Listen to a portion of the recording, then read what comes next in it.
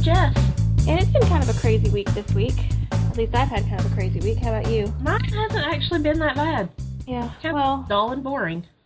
Yeah, I've had 2 kids that I had to get through Halloween, so it's been a little bit crazier here. I don't think we even had any trick-or-treaters.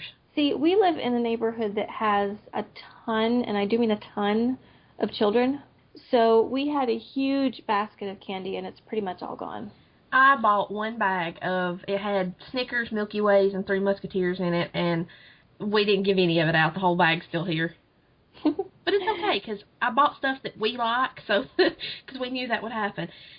Well, there you go. When I was a kid, I mean, there was just about every house on this road had a kid living there, and we all dressed up and went trick-or-treating. But there's just not that many around anymore. There's not a lot of trick-or-treating done anymore around here for some reason. Well, like I said, we live in kind of a suburb or subdivision, and we have a lot of families and a lot of kids that run around through here, and so much that my stepson and his mom always come and go trick-or-treating with us because they're kind of more out in the country, and it's really dark, and it's just not really good trick-or-treating neighborhoods. No. So they always come here and hang out, which is fun because, the more the merrier. I live in the country, so it's always been, dark and scary when we went trick-or-treating. But I remember when I was a kid, I would always come home with a pillowcase full of candy.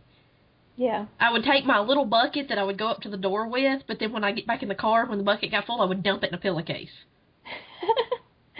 Yeah, both the kids came home with way too much candy. It's going to be here for a really long time. Well, parents get to take a candy tax for taking them trick-or-treating. Oh, trust me, I reminded them of this many times because it was also cold out there, and we're bundled up in sweatshirts and trying to stay warm. In the meantime, the kids are so on a sugar rush, they don't even care what it's like. They're just running from house to house. Yeah. Okay, but remember, a good portion of that candy is going to belong to me, okay? So just get that in your head now. Yeah. So anyway, I haven't had a whole lot of time to do a lot of reading this week. I finished a couple of books. I finished the first book in the Mortal Instruments series, which was City of Bones, which I think I talked about last week. Uh-huh. But, oh gosh, the main book I need to talk about that I finished today, and I've talked about this one before too, but I finally finished it, is Feed by Mira Grant. Yay, you finally finished. Oh my gosh. I've got to I finished that book and I have not been right since. And the problem is that I can't even explain why, because it would give away a huge spoiler, and I can't do that. I can't. Yeah. Because that's one that you have to discover for yourself. But the problem was that I finished it on my lunch break at work. So then I had to take the book. I sat there with my mouth hanging open for several minutes, and then I had to take the book, put it back in my purse, and then sit at my desk and work for another 5 hours. And the whole time I'm just sitting there thinking, I can't believe what I just read. I can't believe what just happened. And I couldn't tell anybody about it. And it drove me absolutely insane. But I've said it before, and I'll say it again. That book is amazing. It is just an awesome book. I know some people will think, oh, it's just like a book about zombies. It's either stupid or it's like a horror book. And it's absolutely nothing about that book was anything like I expected. Nothing. It was part mystery, part thriller. It was, like I said, completely opposite of anything I was expecting, and it was amazing. It's definitely got me intrigued enough that I'm going to have to look for it. You have to. I'll send you my copy. You've got to read this. My library may have it. I haven't actually looked. I'll have to check.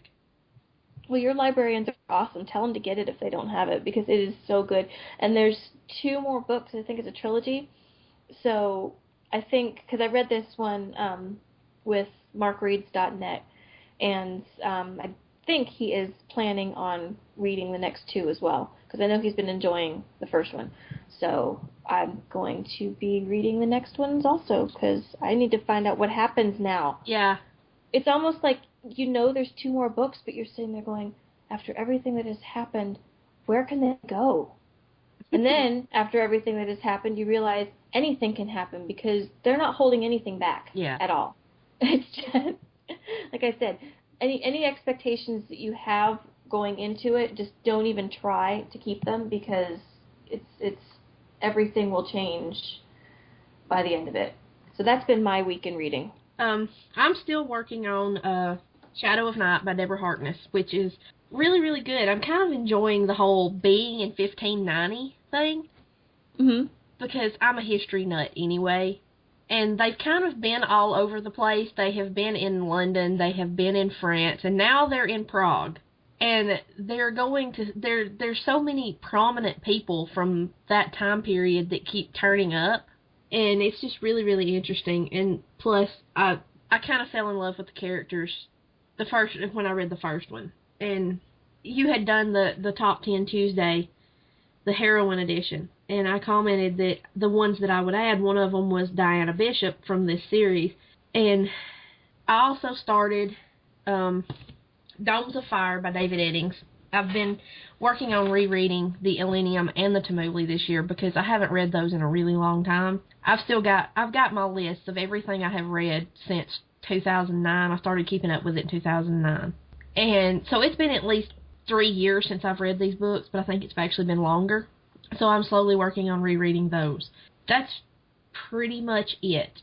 I haven't really read a lot this week. Alrighty, well then let's go ahead and jump into our main discussion today, which started off as a discussion over at the tavern, the Mallorean Tavern, and after that it kind of expanded a little bit as we just kept talking about more and more characters, but Jess actually came up with the question first, whether or not there have been any characters in books that you have just fallen head over heels in love with. For me, there's a lot. Yeah, there haven't been as many for me, so this might be a show where you get to talk a lot. But, so why don't you go ahead and start? Well, one of the first characters I ever actually fell in love with, of course, was Garion from the Belgariad and the Mallorean.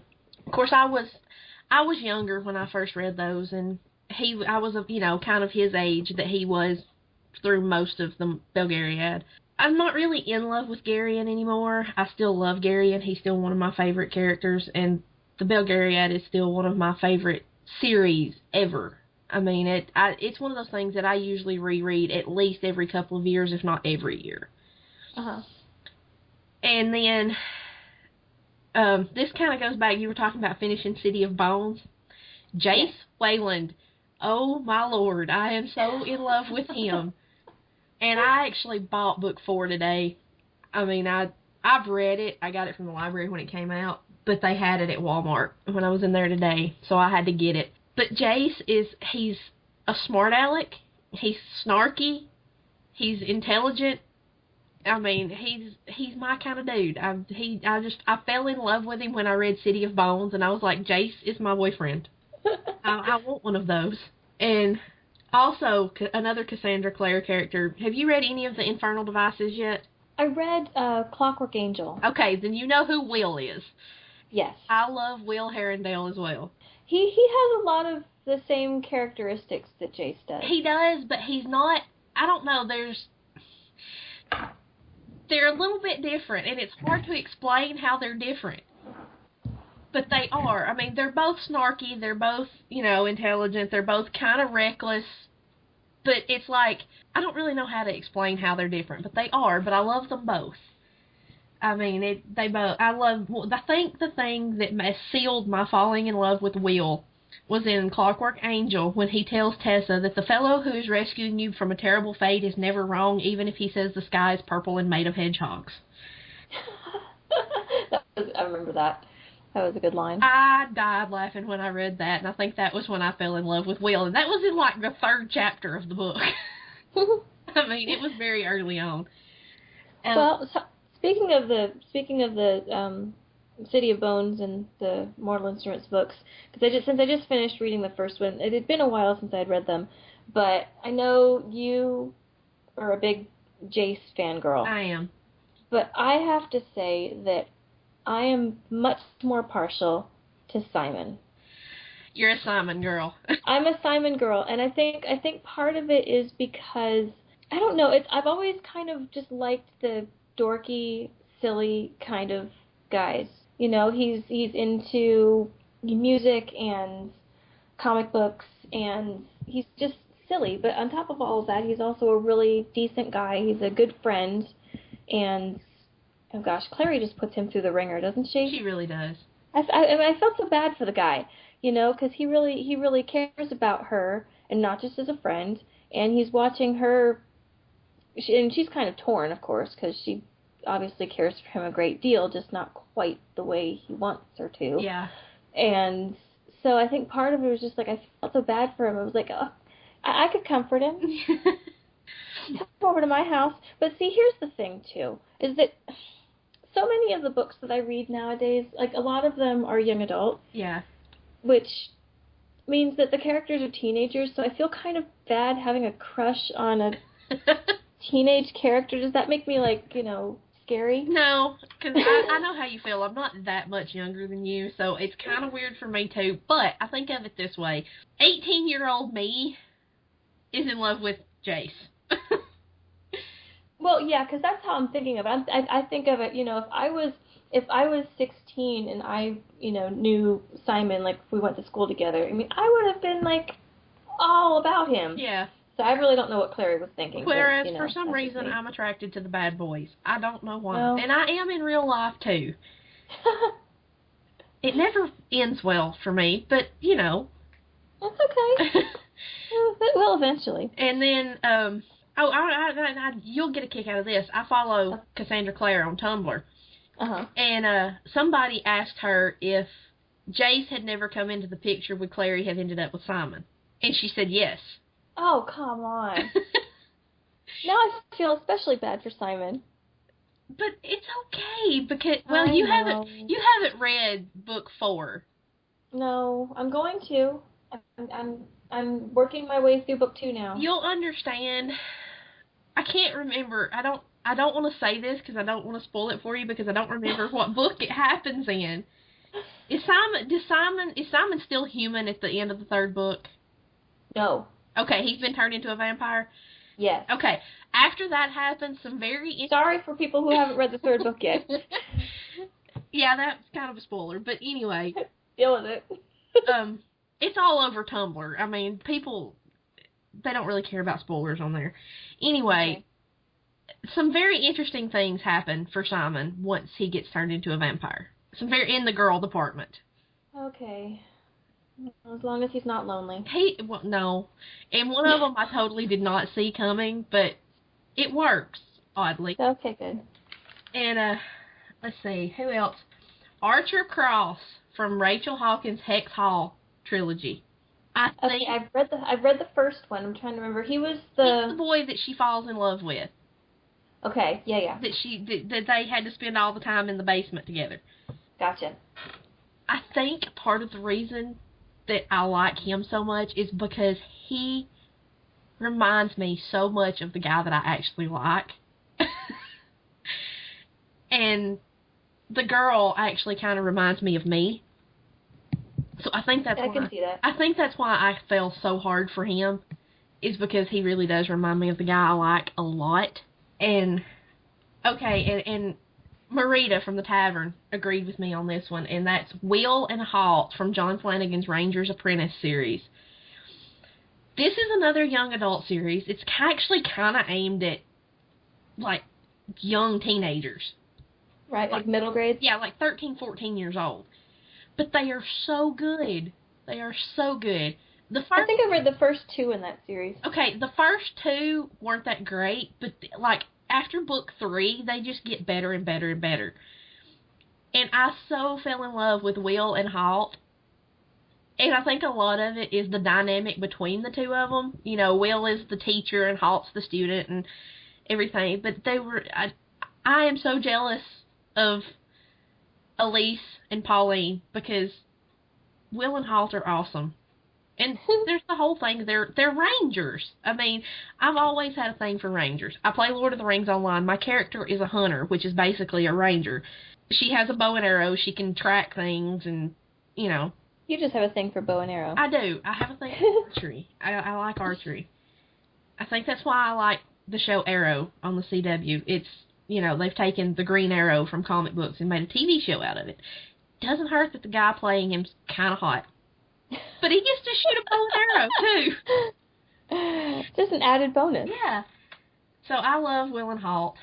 And I have mentioned Chloe Neill's Chicagoland Vampires. As a matter of fact, I talked about it quite a bit on our first episode. Uh-huh. Ethan Sullivan, the master vampire of Cadogan House, he's like 6'3". He's got long blonde hair and emerald green eyes, and he's in very, very good shape. And I'm like, I want one of those. That series is actually aimed kind of at people our age. Not really young adult, but not really adult either. Okay. That kind of mid-20s to mid-30s demographic. Yeah, I think those were some of the ones that you gave me, right? Yes. Okay, yeah, that's on my list of things to read when I have time. Yeah. Well, I think, especially nowadays, I think every girl is supposed to have some vampire character somewhere that they kind of have a thing for. So, I do have one, since it's required now. Well, am I wrong? No, you're not wrong. Unfortunately, some girls have the bad taste to like Edward Cullen. No. My vampires do not sparkle, honey. No, mine don't either. No, But my pick for my vampire crush, I guess, is a character that I've mentioned before in a book series that I've mentioned before, and that is David Solomon from the Shadow World series by Dianne Sylvan. And I liked her take on vampires anyway, but David was a really interesting vampire. He's what's called the prime of the southern United States. And the way that their kind of story world is set up is that the world is kind of divided up into these regions, and they're ruled by vampires called primes. That's the leader. And their job is to keep all of the vampires in that area kind of in check and make sure that they don't start attacking humans or attacking each other. And it was really neat because they have to communicate with the normal human police force and everything else. It's like there's this whole like almost like a secret, not government agency, but sort of, that's these vampires, and they help out everything else. So David's the prime of the southern United States, and he's based in Austin, Texas. And of course, being a vampire, he's beautiful. But he's also a complete and total tech geek. He has taken his territory and completely modernized it, because they mentioned that a lot of the primes are really old-fashioned because, of course, they're really, really old. But David has put his many, many, many years on Earth to good use. He's gotten advanced degrees in technology from places like MIT. He's completely modernized everything. So from communicators, they have like these wrist communicators, so he can communicate with all the people they're called the elites. They're kind of like their fighting force. He has this whole computer networking system where he can track where people are. And I'm just like, it's a vampire who's also a complete nerd. I love that. Yeah. And also the other thing that I just found kind of endearing is that in that world, the vampires don't have to eat regular food, obviously, but some of them do have kind of like almost like a guilty pleasure, like human food that they'll eat sometimes. And his was Ben and Jerry's Cherry Garcia, which I don't know why, I just found that hilarious.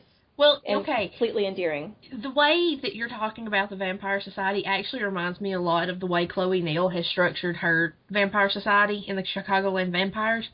Uh-huh. Except instead of being regional, it's on a much smaller scale. I mean, this takes place in Chicago, and there's 3 vampire houses in Chicago, and each one has a master. And Ethan is the master of Cadogan House, and he's the one that turned Merritt and made her a vampire. She would also be on my list of top 10 heroines. I love her. She's awesome. But, I love it because Ethan is a really old vampire, and, you know, he's pretty modern. They have computers and communicators and stuff, but he doesn't know all of, like, the Chicago hotspots, and Merritt, when they kind of get together, Merritt kind of drags him out and makes him eat things that she ate, because she grew up in Chicago. And, like, she takes him, she's like, you have to try Red Hot, and you have to have this hamburger, and those vampires do eat human food. Mm-hmm. So, I mean, the way you're talking about it kind of reminds me a lot of the way she's got her vampire society structured. But I'm definitely going to read them at some point. The vampire houses in the United States are then controlled by this group called the Greenwich Presidium, or the GP, and mm-hmm. it gets real interesting in the later books in the Chicagoland Vampires, because the GP is trying to shut down Cadogan House, so they're having this whole big war thing. It's actually really good. But Ethan Sullivan is my vampire crush, because when you read him, you'll understand. I mean, he's not your typical... He's not like most of the characters that I fall in love with, but, oh, I love him. Well, you had mentioned that you kind of fell for the bad boys. I do. And like, I don't really, but the closest thing that I came to liking a bad boy, and I don't even know if he fits that category, but from the book I just finished and still can't quite recover from, Feed, is the character Shaun Mason. And he's not the main character. The main character is his sister Georgia, and they're twins. But he's what's known in their, post-apocalyptic zombie society. He's what's known as an Irwin, which is a type of journalist who deliberately goes out into dangerous places to try and get a story. It's kind of like they thrive on danger, on thrill-seeking. His idea of fun is going up to a zombie and trying to poke it with a stick. Okay, did they possibly call them Irwins because of Steve Irwin? Yes. Okay. All of the different factions of journalism, which is because they're all journalists, so you have all these different categories, and they all kind of have different nicknames. Like, I think that there's one, I think it's kind of doing more satirical type stuff. They're called Stewarts, like after Jon Stewart. And then you have the ones that are more like straight-laced, like news, and those are called the Newsies. And so they all have different categories, different names. But he can be extremely reckless until he doesn't have to be. Like, if there's a dangerous situation, he is the person that you want covering your back. Yeah. And he can fight with a gun. He can fight with a crossbow. You could probably give him a sword. He could probably fight with that. He's just one of those people that you definitely want on your side in a zombie apocalypse. Yes, exactly. And that's part of what made him really, really awesome. And even though you knew that he was, borderline insane because of the situations that he deliberately puts himself in, you knew that he was gonna somehow make it out, because he just always seemed to make his own luck, Yeah. And oh god, I still can't get over that book. But anyway, he's an awesome character. Don't you love those books that just kind of affect you? Sometimes yes, and sometimes no. This one, I'm just sitting there going, my god, what in the world just happened? I tell you, my day at work for the rest of the day after coming back from lunch, I'm surprised that my coworkers didn't notice something, because I'm sure I had the crazy look in my eyes for a while. Yeah, sometimes it's good. It's nice to find someone who writes well enough to be able to do that. Yeah. Oh, it was unbelievable. And another one, and you've read this series, and you didn't fall for him like I did, and that's Valek from Maria Snyder's study series. Oh, yes. You kind of more fell for Ari and Janko, which I love Ari and Janko too, but I loved Valek more. Again, I think it's the bad boy thing. Yeah. Although I wouldn't call him a traditional bad boy. Well, no, he's not really the traditional bad boy, but he's an assassin. Come on. Yeah.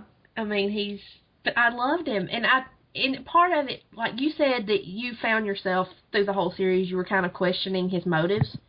Oh yeah. But I already knew where it was going, because I had slipped up. When I found Maria Snyder, I found the Glass trilogy at my library, and I did not know that was the second trilogy that it went with the study series. So I read the Glass trilogy first, and you're supposed to read the study trilogy first. So I already knew that Valek and Yelena were going to end up together. Okay. So I already trusted him as far as she was concerned. And it's kind of they're not just in love, they're actually soulmates, which for Yelena is something really special because she's a soul finder.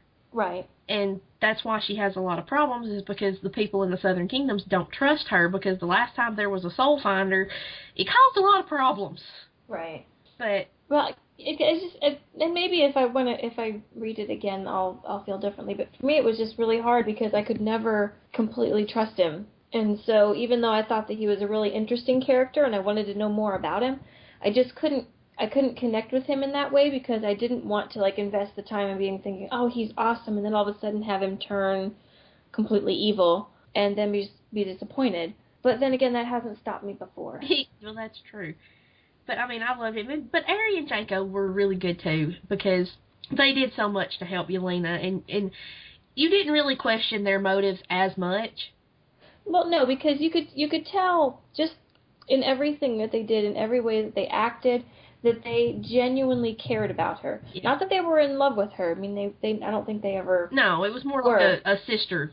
Yeah, it was like they were looking out for their little sister kind of a deal. But you never once questioned how they felt. You could see that the affection was genuine.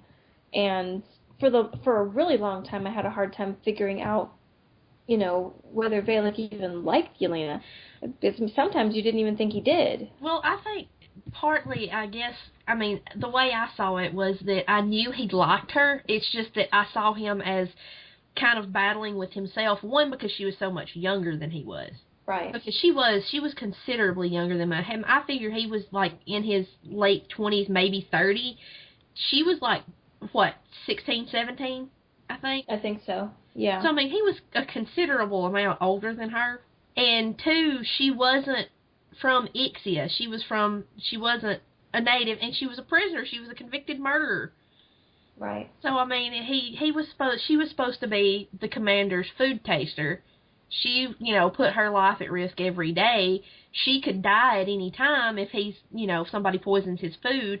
So I kind of saw it as kind of a reluctance to get close to her rather than not liking her. Yeah, I could see that. That's just how it read for me, so I didn't really ever, question that. And two, like I said, I had read the Glass book, so I knew they ended up together. So, but yeah, I don't know why I loved him so much, but I did. And look, that was one of those series. I loved Valek so much that when I finished it, I wanted to turn around and start it and read the entire thing again. And I don't do that with very many books. There's not very many that I like well enough that I can read it and then turn around and start it again and immediately. And, I did that with the last Harry Potter book. And, okay, now for something a little bit different that's not from a young adult, not from a fantasy series, and that's Roarke from J.D. Robb, which is a pen name for Nora Roberts, her In Death series about Eve Dallas. She's a lieutenant in a New York City police department in the, 2060, I think is the year they're in. She meets this guy in, the first book and ends up marrying him. His name is Roarke. That's his only name. He owns, half the planet. He's kind of a mogul. He obtained some of it by not quite entirely legal means, but when he meets Eve and falls in love with her, he gives up all of his borderline illegal activities because she's a cop. And it's one of those, he's kind of the bad boy, he had a rough upbringing, but again, he's over 6 feet tall, muscular, long black hair, blue eyes, and he's Irish. And I love an Irish accent. So all you did was just imagine this beautiful Irish accent talking to you throughout the book? Yes. And it's just I'm in love just by the fact that he's Irish and has that Irish accent. Aside from the fact that you can tell that, before he met Eve, he was kind of the playboy, he's every girl that likes bad boys, me included, wants to be the girl that the bad boy goes good for. Because you can change him. Right. You know, it's kind of a, I want to save him from himself kind of thing. Which wasn't really what happened, because Eve didn't actually fall in love with him as quick. I mean, he was like, the way it was, he was in love with her from day one. From the first time he saw her, she intrigued him. It took her a little bit longer to come around. It wasn't one of those, I have to save him from himself. It was like, he was trying to save her from herself, which was really interesting, which made him, you know, go good for her. He quit doing all the illegal things and quit being the playboy and, you know, does everything for her. And so basically he behaves how every bad boy should, or how you want every bad boy to behave. Yeah. Like, you meet them and they're a bad boy, and then they fall in love with you and they try to be a better person. Right. You know, because of you. Yeah, because of you. Well, that's the whole point of... Okay, look, honestly, you want to know why... Me and my best friend discussed this one time about why people our age, girls our age, have such a thing for bad boy musicians and guys with long hair. Okay. And we figured it out. It all came from Uncle Jesse on Full House. That's where it came from, huh? That's where it came from. I mean, you know, he was the bad boy. When he met Becky, he turned into a good guy, you know, settled down. He was a musician. He could sing, and he had this rocking hair. Oh, gosh. You know, that's where it came from. I lay the blame completely at the door of Full House. It's all John Stamos' fault. It is. It's John Stamos' fault. Completely. That is why I like the bad boys. That is funny. But I do. Seriously, when it comes to books, when it comes to boys in books, I'm kind of a whore. I mean, I really am. I love a lot of them. In real life, I find a guy, I start liking him, and I kind of hang on longer than I really should, and it never goes anywhere. When I read books, it's like, I fall in love with all of them. Well, they're not going to go anywhere. You can always reread it again, and they're right back there again. Although, okay, when I fell in love with Will and Halt from The Ranger's Apprentice, this is one of those things that it was just like, you were talking about you couldn't get over Feed by Mira Grant. When I read these books, by the time I got to the end, John Flanagan had started another series that was set in the same universe, but in a different part of the world. And I wanted to read them because I had, you know, he really liked his writing and the way he told the story and everything, but I could not make myself read The Invaders because it's like, I feel like I'm betraying Will and Halt. I can't do it. I can't. I just can't. I'm afraid. I guess I was afraid that I would like the characters in The Invaders better than I liked Will and Halt. Oh, gosh. I don't know. It was just like, I can't do it. I can't make myself read it. I checked it out of the library and sat here and looked at it for 2 weeks and could not make myself read it. But I finally did. I finally read both of the Brother Band Chronicles. There's a third one out now. I found out today, so I'm going to have to check my library for that. But I finally read it, and I mean, I did like the characters in that. And by the time, if he writes 10 of those like he did the others, by the end of it, I may be in love with a couple of them. But I still kind of feel like, it's like, I kind of feel like I'm betraying Will and Halt. It's only if I read something by the same author. Uh-huh. You know, it didn't bother me, you know, I fell in love with Will and Halt. Didn't bother me to go read a Chicagoland Vampires book with Ethan in it. It was just reading something by the same author. I don't really know what was going on in my brain, but I couldn't do it. It's like you feel like because they're written by the same author that the one characters could, like, tell the other characters that you're cheating on them. Yeah, I guess it's kind of like that. I don't know. And I have one last one, and that is Nash Hudson from Rachel Vincent's Soul Screamers trilogy. Although in the later books, I'm kind of starting to like Nash's brother Todd better, but this series, it's about this girl named Kaylee Kavanaugh, which turns out she's a banshee, and when somebody dies, she screams. But you learn, Rachel kind of did her homework when she wrote these books, because you learn that the banshees, the reason they scream is that it holds the soul and keeps it from departing this plane. Huh. Well, what you don't know is that they're actually male banshees.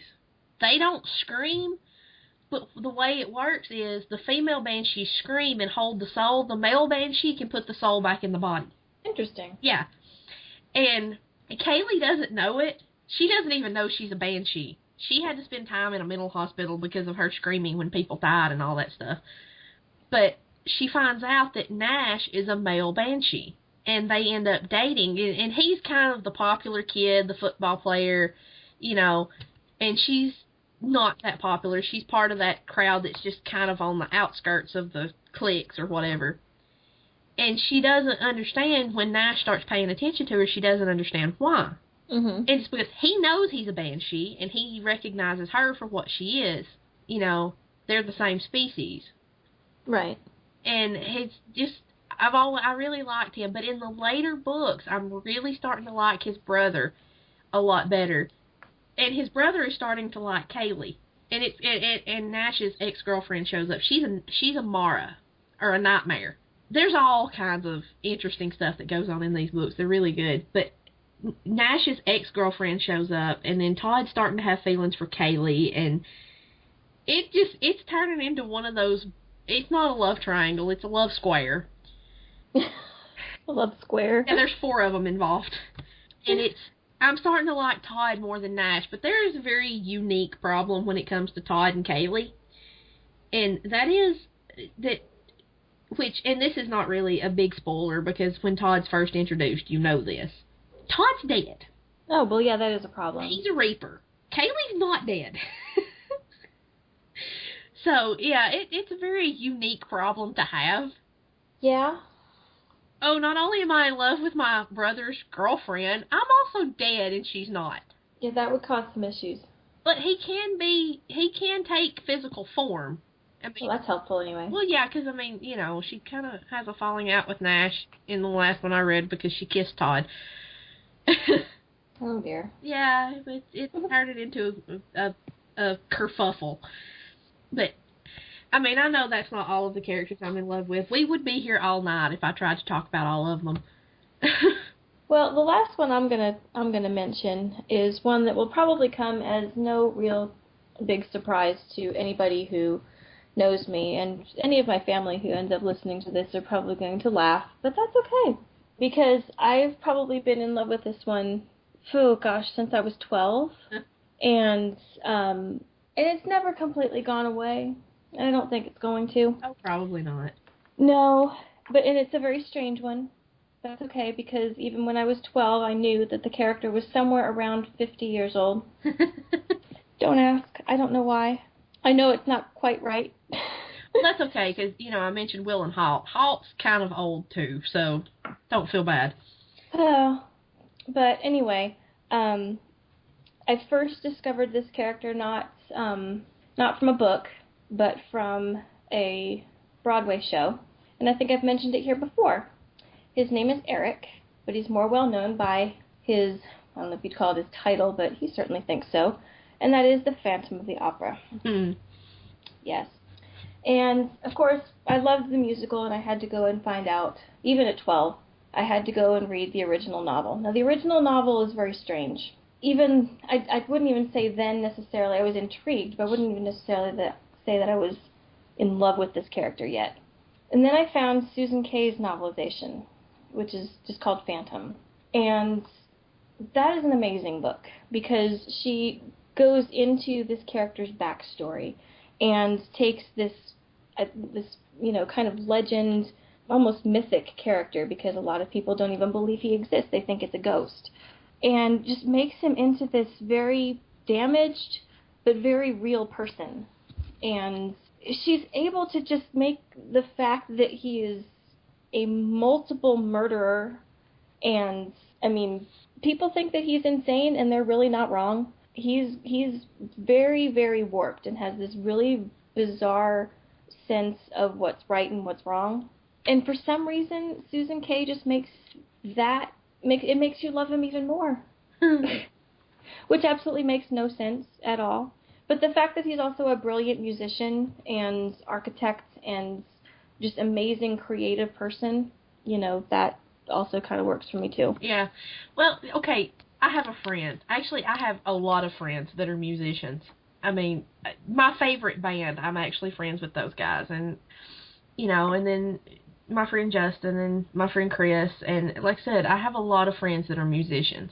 And My single guy friends that are musicians, they all ask me the same question, and they're like, why do girls like musicians? I have a thing for musicians.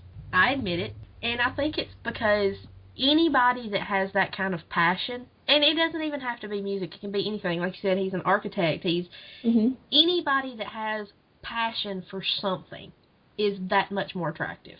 Well, yeah, and you add in that really deep passion, and not just for music and not just for architecture, but the obsession that he develops over Christine, the young opera singer. I mean, let's face it, he's a stalker as well. I mean, let's just add to the list of reasons why there should be nothing appealing about this man. And we're even setting aside like the whole, physical deformity and the reason he wears a mask. We're even setting all that aside. I mean, there are tons of reasons why he should just be completely abhorrent. Yeah. But there's that like you said, that passion, that intensity, that mystery about him, and you know all of these horrible things about him, and you don't care. He's still just that dynamic and just draws you in. Yeah. And I knew this at 12. Even if I didn't recognize it exactly what it was like, I just knew, and I had to, keep listening to that soundtrack over and over again, and then read the first book over and over again, and then read this other book over and over and over and over again. I've seen Phantom of the Opera. It was several years ago. I don't know, it just really wasn't my cup of tea, I don't guess. Oh, it was mine. I mean, and it's not that I have anything against musicals. I love musicals. I mean, I grew up in the era of Disney musicals. I love Glee. I love Across the Universe, which is the Beatles musical. And I want to see Rock of Ages so bad I can't stand it. I loved Cats, but for some reason, Phantom of the Opera just didn't crank my tractor.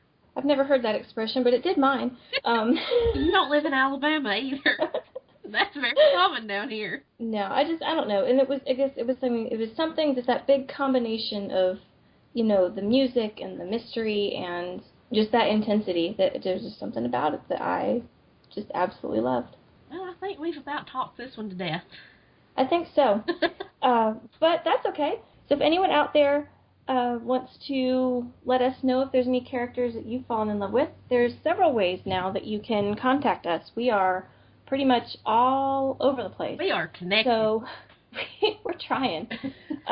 One way that you can get a hold of us is through our email, which is bibliophiles.podcast@gmail.com.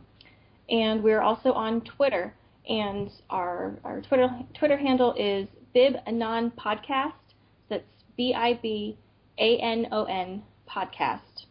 And so feel free to tweet at us or email us any questions or book recommendations. If there's, like I said, if you want to join in on this discussion, or next week we are going to be talking about our favorite and our least favorite book to movie adaptations. Oh, that's going to be a fun one. See, and I know that that's going to be a red button topic for some people, you included. Yes. You especially. Yes. I can get violent over these, okay? Yes. Oh, I know. That's why I'm glad I'm a couple states away. So if you have any thoughts on that topic, go ahead and either shoot us an email or a tweet. And otherwise, you can find us at the Mallorean Tavern. And the website for that is www.maltavern.com. And there is a thread right now going on about the characters that you're in love with. We'd really like to hear from some guys on this, because it's been mostly girls chiming in so far. Pretty much. I don't know, maybe, is that a gender thing? I don't know, maybe girls do this more than boys do? I don't know. Probably. So, we're kind of a little bit more emotional than most guys are. Yeah, that's true. But yeah, if you're a guy, or if you're a girl, and look, this came up, Peregrine posted, he actually commented and said that he almost fell in love with Denna from The Name of the Wind by Patrick Rothfuss, which is a really, really, really good book. I read it and the sequel, and I was like, look, I almost fell in love with Denna.